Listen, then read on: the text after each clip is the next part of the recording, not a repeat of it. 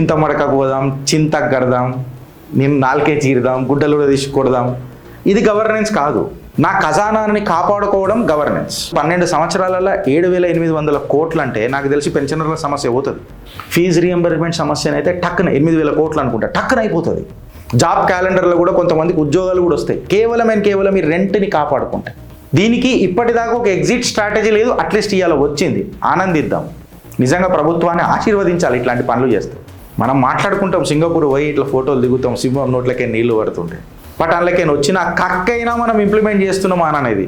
మాకున్న కోడి దిమాగ్తో నేనేమంటా అంటే, ఏ లీజు కూడా లాంగ్ టర్మ్ రెంటల్స్ ఏవైతే 3 సంవత్సరాల కంటే ఎక్కువ ఉంటాయి కదా, ఎస్పెషల్లీ ప్రభుత్వ ఆఫీసెస్, వీటిపైన ఇమ్మీడియట్గా ఒక అసెట్ మేనేజ్మెంట్ కమిటీ పెట్టాలా, పెట్టి క్లియర్ కట్గా అసెట్ క్రియేషన్ ఇంప్లిమెంట్ చేయాలా.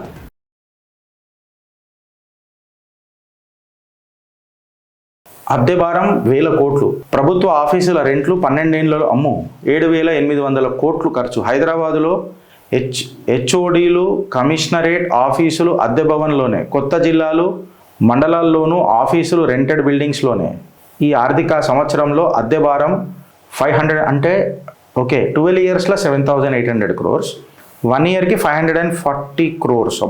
వీలైనంత వరకు సొంత బిల్డింగ్లకు తరలింపు, కుదరని చోట్ల కొత్త బిల్డింగ్ నిర్మాణాలకు సర్కార్ నిర్ణయం. ఇది కదా చర్చ ఇది కదా. చింతమడకకు పోదాం, చింతకు కడదాం, మేము నాలుకే చీరుదాం, గుడ్డలు కూడా తీసి కొడదాం. ఇది గవర్నెన్స్ కాదు. నా ఖజానాన్ని కాపాడుకోవడం governance. I appreciate this article from వెలుగు. నమస్తే కూడా చేస్తా. 12 సంవత్సరాలలో 7,800 కోట్లు అంటే నాకు తెలిసి పెన్షనర్ల సమస్య పోతుంది. ఫీజు రీఎంబర్స్మెంట్ సమస్య అయితే టక్కున 8,000 కోట్లు అనుకుంటా, టక్కున అయిపోతుంది. జాబ్ క్యాలెండర్లో కూడా కొంతమందికి ఉద్యోగాలు కూడా వస్తాయి, కేవలం ఈ రెంట్ని కాపాడుకుంటే. ప్రభుత్వం ఈ రకంగా అడుగులు వేస్తున్నది అని అంటే రేవంత్ అన్నకు నేను 100కు 100 మార్కులు వేస్తా. చాలు, ఒక్కటన్నా మంచి పని వారంలో మా అన్న అని చెప్పి నెత్తి మీద కూర్చోబెట్టుకుంటా. నేను ఎందుకు అంటున్నానంటే, ఇది ప్రైవేట్ ఓనర్లు బతుకుతున్నారు కదా ఇక్కడ, మొత్తం ప్రభుత్వాలు కాదు, ప్రజలు కాదు. 12 సంవత్సరాలలో 7,800 కోట్లు, సంవత్సరానికి 440 కోట్లు అని అంటే రెంట్లు కట్టుకుంటూ పోతున్నావు కానీ నువ్వు బిల్డింగ్లు కట్టలేదు. అంటే నీకు ఇప్పటిదాకా ఈ పైసలు కడితే అలిషాన్ బిల్డింగ్లు వస్తుండే. నన్ను అడిగితే ప్యాలెస్లు వస్తుండే, ప్యాలెస్లు, స్వర్ణ ప్యాలెస్లు కట్టుకోవచ్చు, మనం రాజరికంగా బతుకోవచ్చు. మనం 100% ఇది రెవెన్యూ ఎక్స్పెండిచరా మీరు చెప్పుడు. అందుకే మన రెవెన్యూ ఎక్స్పెండిచర్ పెరుగుతుంది. రెవెన్యూ రిసిప్ట్స్ ఏడున్నాయి రేవంత్ అని చెప్పి నేను ఒకసారి మిమ్మల్ని అడిగిన.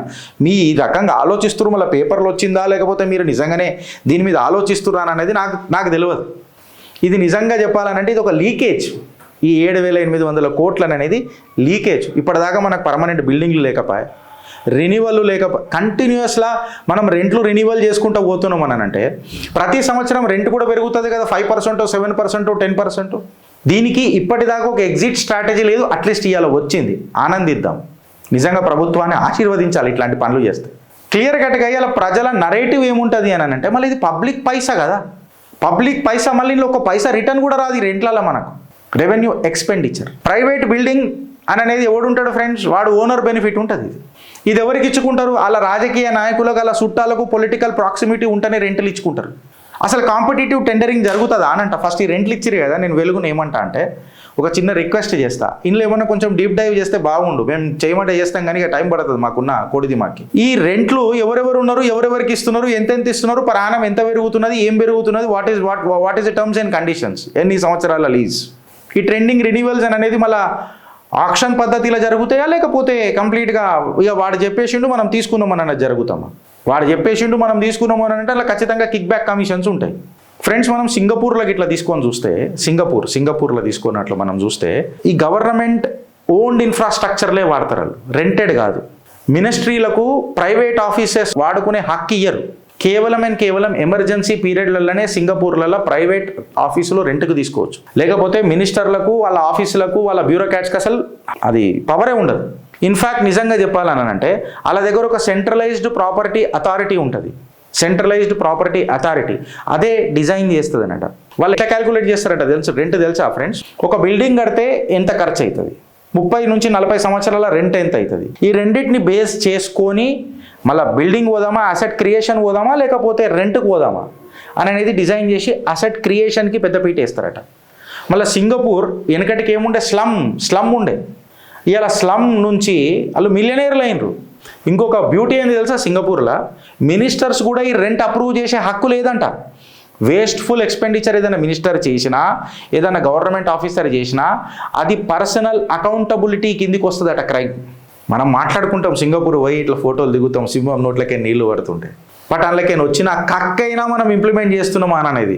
ఇప్పుడు మనము యునైటెడ్ కింగ్డమ్ పోతాం, మనం అందరం పోతాం, అక్కడ పోయి సెల్ఫీలు దిగేసి వస్తాం. యునైటెడ్ కింగ్డమ్లో కూడా గవర్నమెంట్ ప్రాపర్టీ యూనిట్ జీపీయూ అని ఉంటుందంట. కంపల్సరీగా కన్సాలిడేషన్ ఆఫ్ ఆఫీసెస్ ఈ యూనిటే చేస్తుందట. ఎక్సెస్ లీజెస్ ఉంటే వాటిని తీసేసి తక్కువకున్న ప్రాపర్టీస్లకు షిఫ్ట్ అవుతారట, ఇంక్లూడింగ్ జర్మనీ. మళ్ళీ రాహుల్ గాంధీ జర్మనీలో పోయే కదా పెద్ద పెద్ద భాషణలు ఇస్తున్నాడు. జర్మనీలో కూడా ఫెడరల్ రియల్ ఎస్టేట్ అథారిటీ అని ఒకటి ఉంటుందంట. వాళ్ళే కంప్లీట్గా ఈ రెంట్ సీలింగ్స్ పెడతారట. ఈ ఏరియాలో గింతే ఉండాలా, ఈ ఆఫీస్కి గింతే ఉండాలా, దీనికి ఖర్చు ఇంతే ఉండాలా, బికాస్ ఆదాయం ఈ డిపార్ట్మెంట్కి ఇంతే ఉన్నదని. ఆస్ట్రేలియాలో కూడా ఇదే పద్ధతి అంట. కంప్లీట్గా ఏదైతే బిల్డింగ్ వర్సెస్ రెంటల్ ఉంటుందో అది పోర్టల్లో పెడతారట. మళ్ళీ ఇలా భారత్లో కూడా ఇవాళ ఇట్లాంటి సిస్టమ్స్ రావాలన్నా వద్దా ఫ్రెండ్స్? మీ కామెంట్ రూపంలో చెప్పండి. మాకున్న కోడి దిమాగ్తో నేనేమంటా అంటే, ఏ లీజు కూడా లాంగ్ టర్మ్ రెంటల్స్ ఏవైతే 3 సంవత్సరాల కంటే ఎక్కువ ఉంటాయి కదా, ఎస్పెషల్లీ ప్రభుత్వ ఆఫీసెస్, వీటిపైన ఇమ్మీడియట్గా ఒక అసెట్ మేనేజ్మెంట్ కమిటీ పెట్టి క్లియర్ కట్గా అసెట్ క్రియేషన్ ఇంప్లిమెంట్ చేయాలా. మేబీ పీపీపీ మోడల్లో కూడా వచ్చినా కానీ పర్వాలేదని అంట నేను. పబ్లిక్ ప్రైవేట్ పార్ట్నర్షిప్ అని అంటాం కదా, అది కూడా ఫైనే అంట. బట్ అట్లీస్ట్ మనకి రెంటల్ తగ్గుతుంది కదా. ఈవెన్చువల్లీ దాన్ని మనం మళ్ళీ తీసుకునేటట్టు ఏదైనా ప్లాన్ చేసుకొని ఒకటి చేయాలి. I may be wrong, I may be correct, but నేను సజెషన్ చేస్తున్నా. స్టేట్లా ఒక అథారిటీ ఉండాలి, అథారిటీ యూనిట్ ఉండాలి, ప్రాపర్టీ అథారిటీ యూనిట్ అనేది ఒకటి ఉండాలి. వీళ్ళు మ్యాండేటరీగా కన్స్ట్రక్షన్ టైమ్ లైన్స్ అనేది అన్నిటి డిజైన్ చేయాలి. రెంటల్ అగ్రిమెంట్స్ అన్ని పబ్లిక్ పోర్టల్లో పెట్టాలా. ఎప్పుడు రెంటల్ అగ్రిమెంట్ ఏమవుతుందో చెప్పాలా, దానికి ఆప్షన్ ఉండాలా, బిడ్డింగ్ ఉండాలి. ఈ వేస్ట్ మేనేజ్మెంట్ కింద ప్రభుత్వాలు పని చేయాలి. ఒక ఇంజనీర్ లెక్క చెప్పిన ఫ్రెండ్స్, క్వాలిటీ సిస్టమ్స్ మీద పనిచేసినాం కదా, కొంచెం తెలుసు. ఆ ఉద్దేశంతో చెప్పిన పైసా అది రాష్ట్రమైనా దేశమైనా గట్టిగా ఉండాలనంటే పైసా కాపాడుకోవాలి. సేవింగ్ ఈజ్ అర్నింగ్ అంటారు.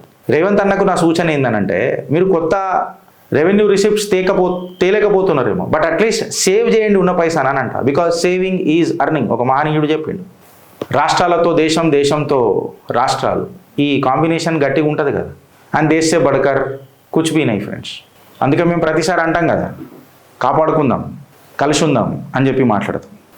Last but not the least, Revanth అన్న జాబ్ క్యాలెండర్లు ఎప్పుడే, ఫీ రియంబర్స్మెంట్లు ఎన్నడే, పెన్షనర్ల గోస తీరేది ఎన్నడే, రైతు భరోసా రైతులకు ఊరట కలిగించేది ఎప్పుడే. అడుగుతుంది చిత్రగుప్త్, అడుగుతుంది తెలంగాణ, దేశం కోసం, ధర్మం కోసం. क्योंकि मैं भारत का और भारत देश मैं रहूं या ना रहूं, भारत अपना देश रहना चाहिए. भारत माता की जय.